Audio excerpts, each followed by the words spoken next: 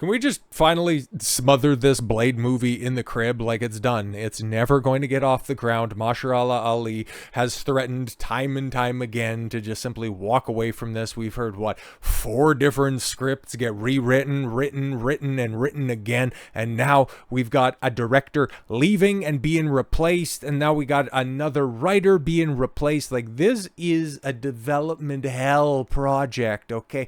And it's so crazy. This is a slam dunk. It's Blade. The groundwork has already been laid, okay? You had Wesley Snipes blaze the trail back in the late 90s with that tremendous duology, and then Trinity that was also there, which was lesser, but that was a bungled production to begin with that makes Marvel's MCU Blade look like a walk in the park. This makes the The Island of Dr. Moreau look like a Star Wars fan film when it comes to production. Holy. Marvel's Blade loses director Yann Demange. Okay, he's the second director to depart the project as MCU veteran. Eric Pearson now works on the screenplay. Okay, so that's another fun way of just saying, yeah, we lost the director and we also lost the writer. Oh God, what's going to end up happening? Because we've been hearing about leaks from this crap. Like, how this film got teased, what was it, at the end of the Eternals or Shang-Chi, Black Widow, maybe. I legitimately don't know. Like, we're going on about 5 years and it's supposed to be coming out sometime next year. I bet. And production is supposed to, kick off here. It should be, I thought it was supposed to be filming in Mexico here last month. Or was that when Fantastic Four was supposed to start rolling? It's hilarious, right? Because shout out Bob Iger, okay, for saying, when it comes to Marvel, we need to start focusing on quality and not so much on quantity, with them having 5 movies set to come out in 2025. Oy, oy, oy. Yann Demange, he is no longer directing Marvel Studios' Blade. The Rap has exclusively learned the parting of the French-Algerian filmmaker actually happened a while ago and was entirely amicable. I'm sure it was, knowing how problematic this entire production has been. Definitely it was an amicable. Just wish both sides, the best of luck, and Yann the best of luck in his future endeavors. Demange, best known for directing on acclaimed television series Lovecraft Country, I think I've heard of that one, and Top Boy, whatever, was the second director to part the project after replacing Basim Tariq, Mogul Mowgli. Again, you can just keep saying these names like we're supposed to know what they are, but okay.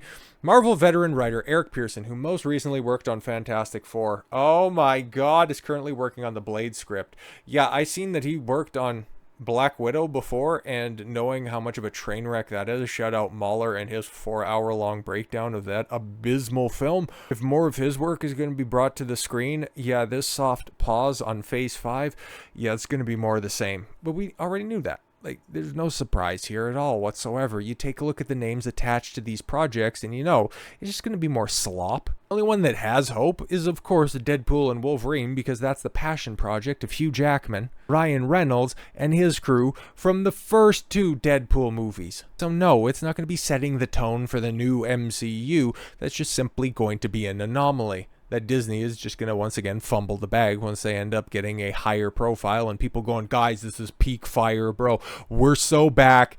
The MCU has been saved. And they keep saying that every single time that a new MCU project comes out. We're so back. This is peak. But if that stuff was actually true, you wouldn't have to keep saying it. But anyways, Michael Starbury, Nick Pizzolatto, whatever, and Michael Green wrote previous drafts of the script. Previous drafts that included Blade being the 4th build character behind 3 women. This is Blade, the vampire hunter, the daywalker, and you want to muddle it up with a 1960s civil rights dogshit story and detract from one of the easiest characters to tell a compelling story with. You are absolutely insane and you get what you deserve. And yeah, of course, Mahershala Ali is still attached to star as the half-human vampire hunter. Ali is currently in talks with Universal and Amblin to join the next Jurassic World film, which is hilarious, right? Because Scarlett Johansson is supposed to play a prominent role in that new film, and given the fact that Blade just brought on somebody attached to the film that drove Scarlett out of the MCU, I find that to be intensely ironic, given the fact that Ali is also, supposed to be on the out and out, given the fact that, yeah, those 2 films are supposed to be filming around the same time. So either Blade is once again going to get pushed further back in the timeline, Or, you know, we can just finally say that it's done. Stop it. It's over. According to an insider with knowledge, getting Blade right is much more important than getting the film out. You don't say. That's what you should be saying, though. But it's really easy, man. Have him fight vampires. Have him have cool swords, swing stuff around, and then have Mahershala Ali just generally be cool. It's not that difficult. It really isn't. The pressure to produce as much content as possible has been lifted, with the studio now looking to release just 2 films per year. Again, look at this. Okay, Deadpool and Wolverine comes out in 2024. Captain America, Brave New World with, yes, Captain Black Falcon, America Man coming out in February. The Thunderbolts coming out, I think, in May? Fantastic Four, that one has a firm July date. And then, of course, Blade, or if they can get Spider-Man 4 rolling, if they can come to an agreement with Sony, is going to be coming out in the later stages of 2025. Does that scream quality over quantity?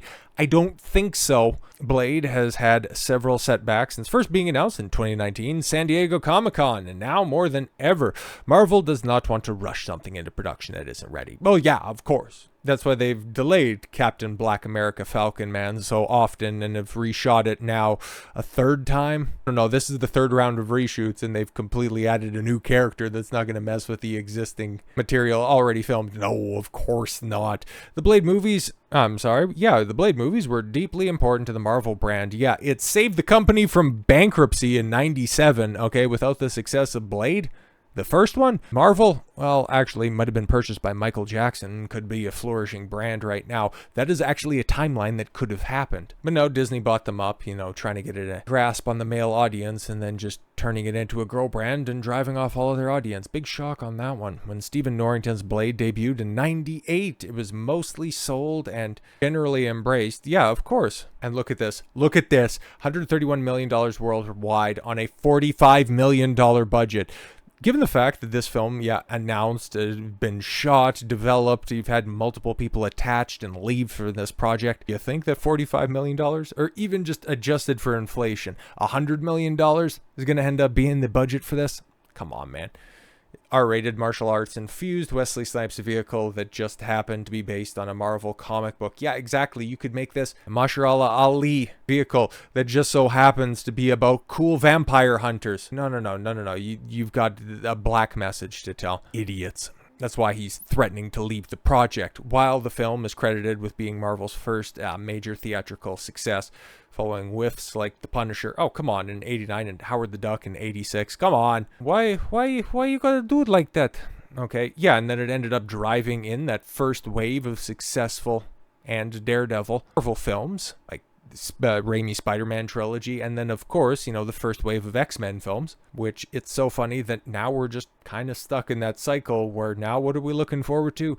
A new Blade movie. Well, looking forward to is a bit strong.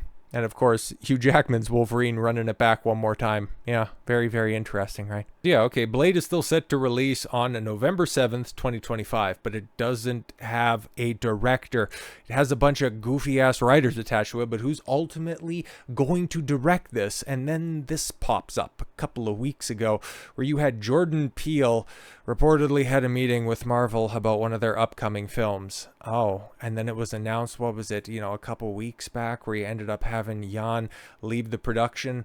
Oh, if you thought the Blade, with all of these rewrites, these reshoots, was going to end up being less political, less race-driven, and now you hear that Jordan Peele talking with Marvel about an upcoming project. Oh boy, yeah, I was already skeptical about the success of a new Blade film, and now I try to connect the dots on this one, and to say that all the enthusiasm has left the room would be a massive understatement.